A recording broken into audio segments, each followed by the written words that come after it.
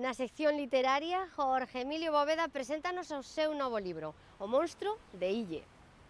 I know I can be a bit jealous, but how the hell can I help it? I'm so in love with you.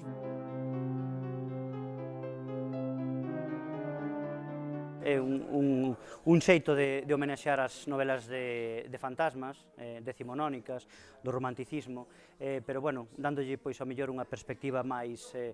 moderna e de crítica social o establecido para que o lector se dea conta de que, inda que estea ambientada no século XIX, as cousas non cambian demasiado co paso do tempo, e se recoñecen comportamentos en pleno século XXI, pois, desta época.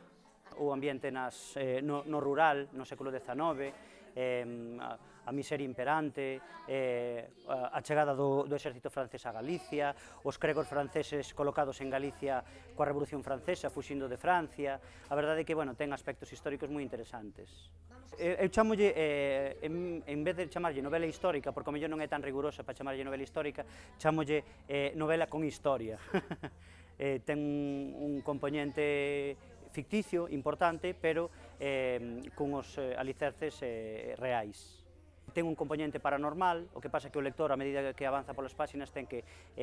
descubrir ao final de quen se trata o monstro, porque ao mellor pode que o monstro non sexa só un, senón que varios monstros. Básicamente eso, homenaxe ás novelas de fantasmas, con misterio, con intriga, con historia e despois con moita crítica, porque é a historia de tres mulleres perdedoras que a historia que as colocou en mal lugar, en mala época histórica tamén.